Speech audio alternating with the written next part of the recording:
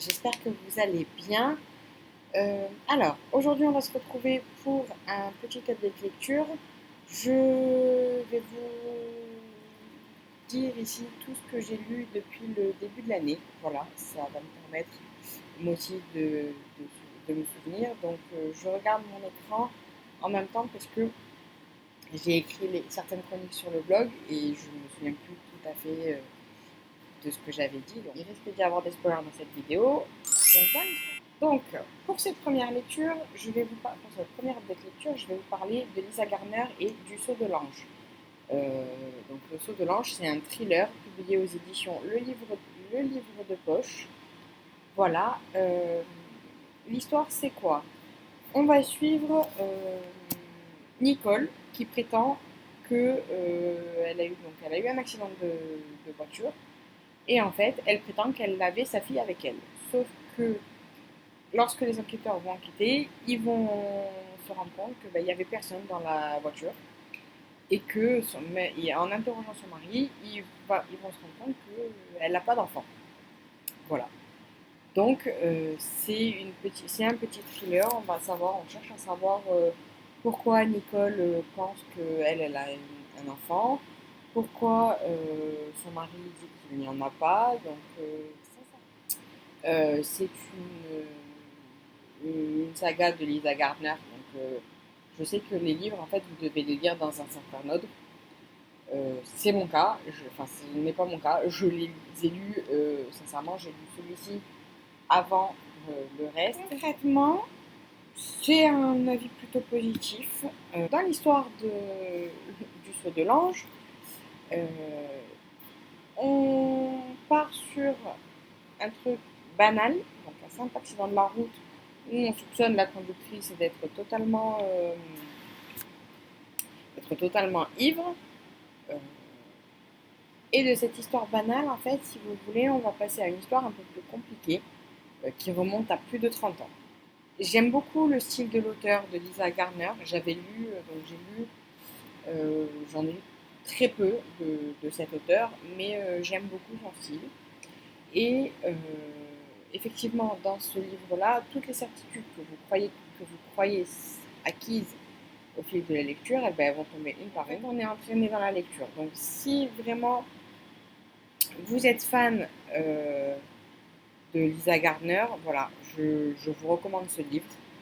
Euh, je vous recommande ce livre, tout simplement. Si vous êtes fan de policiers, pas forcément de Lisa Gardner, mais de policiers, je sais pas, je l'ai lu en quelques heures. Voilà, en quelques heures. Je vais vous parler de Ce rêve bleu, les Twisted Tales de Lise Braswell, aux éditions Hachette et Rose, la collection Disney. Voilà. Donc moi, c'est le format, grand format que j'ai. Euh, Concrètement, l'histoire, c'est quoi? On va nous raconter l'histoire d'Aladin, mais et si tout s'était passé autrement? C'est-à-dire, c'est l'histoire d'Aladin, mais telle qu'on ne la connaît pas. Si, et si, au lieu que ce soit Aladin qui ait la lampe magique, ça a été ce fut Jafar qui l'obtient. Donc, dans Twisted Tale, est-ce que je vous recommande ce livre? Tout à fait, parce que ça n'est pas de la grande littérature, ça se lit relativement vite. Vous pouvez le faire lire à vos enfants, donc ça c'est un avantage. Ce sont des personnages qu'ils connaissent, forcément. Vous allez retrouver des personnages qu'on ne connaît pas dans Aladdin, mais qui ont quand même leur importance dans le livre, donc ça j'ai plutôt bien aimé. Euh, Est-ce que tout le monde peut le lire? Absolument. On évite peut-être euh, les trop jeunes personnes, mais sinon vous pouvez le lire, il n'y a pas de souci. Voilà, donc je vais lire d'autres livres de cette collection et puis je vous en reparlerai. Donc, je vais vous parler d'un des derniers livres que j'ai lu, c'est Cursed la Rebelle de Frank Miller et Thomas Wheeler. En fait, il est illustré par Frank Miller et Thomas Wheeler a écrit le livre. Donc Cursed, c'est vraiment très très joli. J'aime beaucoup la couverture, etc. À l'intérieur, vous avez des dessins, toutes les pages. Au début des chapitres, vous avez, vous avez pas mal de dessins, tout au fil des chapitres, etc. Et en fait, ça raconte l'histoire. Voilà. Donc, Cursed, c'est quoi? Dans ce livre, nous allons suivre Nimue, qui a échappé au massacre de son village. Et en fait, Nimue est une faille. Voilà. Sa mère vient de mourir. Elle lui a remis l'épée, l'épée du pouvoir, qui est, qui est maléfique, hein, clairement, disons-le clairement. Et Nimue doit remettre l'épée au fameux Merlin l'Enchanteur, que tout le monde connaît. Elle est accompagnée dans sa quête par Arthur, Morgane et les chevaliers de la table ronde, qui ne font pas partie donc des chevaliers de la table ronde, mais telle qu'on la connaît à l'heure actuelle, mais qui sont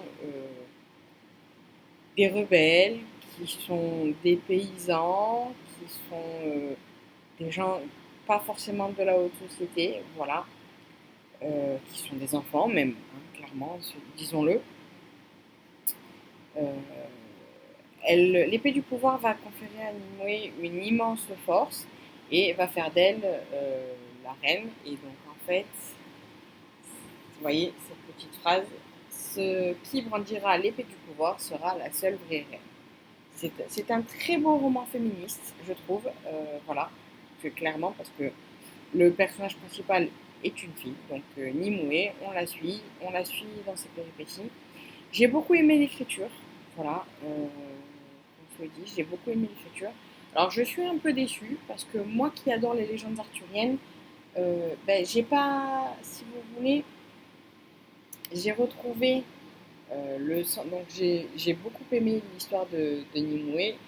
Simplement, j'ai trouvé que c'était un peu court. Voilà.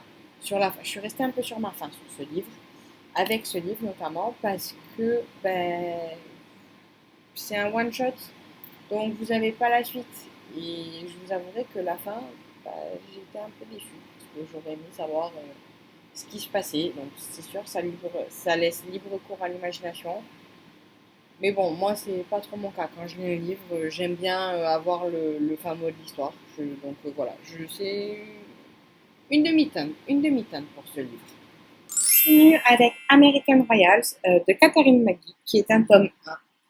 Alors sincèrement, j'ai craqué pour la couverture et pour la quatrième de couverture. Voilà, on va pas se mentir. Ça faisait un moment qu'il me faisait de l'œil dans le rayon de mon Leclerc, donc du coup, j'ai. On va suivre donc l'histoire de la famille Washington qui est à la tête des États-Unis, sauf qu'au lieu d'être une démocratie, on est en monarchie. Voilà, donc on est dans une monarchie classique avec l'aîné qui va reprendre le trône et les jumeaux qui sont les cadets qui vont vraiment dire et faire n'importe quoi pour parce que ce sont les deuxièmes dans l'ordre de succession. Voilà, donc on a 563 pages et c'était publié aux éditions Lumen. J'aime beaucoup cette maison d'édition. Je trouve qu'elle fait des bons trucs. Elle a des très belles couvertures. Concernant mon avis, eh bien, c'est une excellente note que je vais attribuer sur mon blog. Euh, j'ai adoré ce livre. Voilà, j'ai ri, j'ai pleuré. Je me suis reconnue dans les personnages, en fait. Ce sont des personnages modernes, mais qui, en même temps, même s'ils font partie de la royauté, si vous voulez, vous pouvez facilement vous identifier à eux. Euh, vous avez donc des personnages récurrents, d'autres un peu moins. En fait, si vous voulez, l'histoire, elle va être racontée du point de vue des femmes. Voilà, c'est pour ça que je pense que j'ai aimé ce roman, c'est parce qu'elle va être racontée du point de vue des femmes. Donc Samantha, Béatrice, enfin voilà, Daphné et Nina principalement. Et vous avez vraiment beaucoup de choses. Voilà, donc c'est plutôt agréable puisque en fait c'est pas une rétrospection puisque vous pouvez vous retrouver. En fait, c'est la suite de l'histoire. Voilà, on va avoir un personnage qui va parler, mais les pages suivantes, quand c'est un autre personnage dont on suit les pensées et qui parle, eh bien, ça va être la suite cohérente, la suite logique de ce qui a été dit un peu plus loin. Voilà, on ne va pas revenir 850 millions de fois sur le même passage et dire telle scène, on va la voir du point de vue de Béatrice, telle scène, on va la voir et du point de vue de Nina, et du point de vue un tel, un tel. Les personnages sont très jeunes, donc je pense que c'est pour ça qu'on s'y attache facilement. Ils ont toujours, on peut vraiment se retrouver dans ces personnages. Donc, soit Béatrice qui est prête à prendre son rôle de reine, qui fait d'elle ce qu'on attend, soit les jumeaux, soit Daphné, soit Nina. Donc, voilà, vous avez vraiment tout cet univers de la royauté où vous avez, mais qui est accessible à tout le monde. Euh, j'ai beaucoup aimé la fin. Voilà, donc ça c'est une biologie. Donc il y a le deuxième tome qui devrait pas tarder à sortir. Je sais plus quand il devrait pas tarder à sortir en anglais. En français, il va être adapté, j'espère. Je croise les doigts. Euh, Puisque j'aimerais vraiment avoir une suite, en français du moins. Et si je vraiment elle paraît pas en français, je l'achèterai en anglais, je le lirai. C'est pas Je vais vous parler donc d'une saga, d'une duologie pour l'instant, et c'est une trilogie. Le troisième tome est sorti récemment. Il devrait sortir au cours du mois d'août. Donc il s'agit de H Princess de Laura Sébastien. Alors, H Princess, c'est quoi? On va suivre Théodosia Eren Uzara, voilà, qui est à la cour du Kaiser, qui a tué sa mère quand il a plus de 10 ans. Donc pendant 10 ans, elle va vivre comme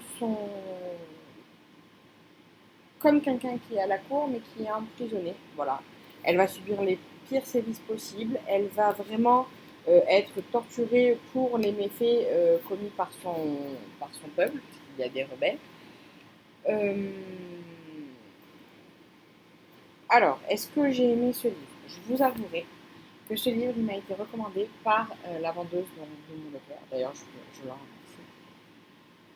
Je suis en demi-teinte avec ce livre, tout simplement parce que j'ai eu un début de lecture où je me suis dit, j'ai un peu, j'en ai marre, j'ai envie de la frapper.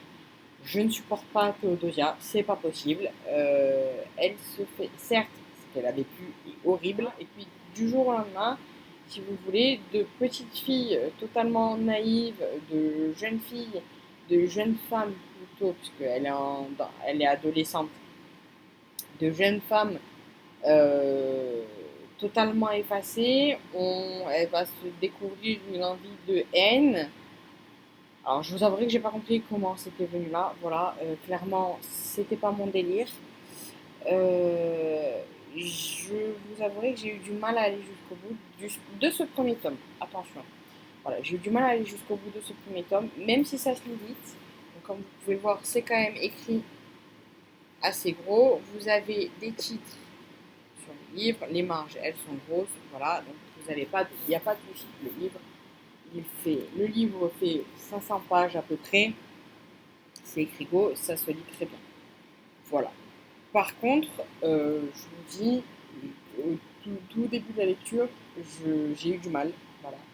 J'ai eu du mal parce que j'arrivais pas à me mettre dedans, j'arrivais pas à ressentir de la compassion pour Théodosia, je pouvais pas, voilà, je pouvais pas. Autant les autres personnages, je les ai trouvés extrêmement intéressants, extrêmement bien présentés. Autant Théodosia, c'était pas possible, je n'ai pas réussi, je ne pouvais pas. Après, tout change, voilà, puisque j'ai beaucoup aimé, voilà, et puis j'avais hâte de lire le deuxième. Ah oui, autre point que j'ai moins aimé, c'est les descriptions qui sont beaucoup trop longues. Des fois, on se perdait dedans. Et je vous avouerai que j'ai eu plus d'une fois envie d'arrêter le livre. Mais puis finalement, j'ai été bien contente de H Princess vient Lady Smoke. Lady Smoke, c'est le tome 2 donc, de H Princess. Voilà, donc toujours de Laura Sebastian. Personnellement, la couverture, je la trouve magnifique. Vous voyez, j'ai les deux livres là. Vous voyez, je sais pas si vous voyez correctement. Les deux couvertures sont juste magnifiques. Donc, ici, on va retrouver toujours les mêmes personnages qu'on a retrouvés donc, dans le tome 1, dans H Princess. Sauf que là, ma préférence pour l'instant va à Lady Smoke. Pourquoi? Eh bien, tout simplement parce que il y a de l'action, il y a de la romance, il y a des complots, il y a du pouvoir. Moi, c'est tout ce que j'aime. C'est vraiment, il y a de la fantaisie, beaucoup. Voilà, c'est un livre fantaisie, hein, clairement. Il y a vraiment tout ce que j'aime dans ce genre de livre.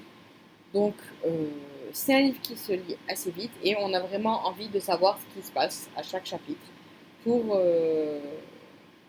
finir l'histoire en fait. Voilà, pour finir l'histoire.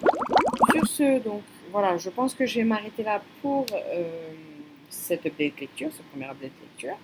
Je vous fais des bisous et je vous dis à très bientôt.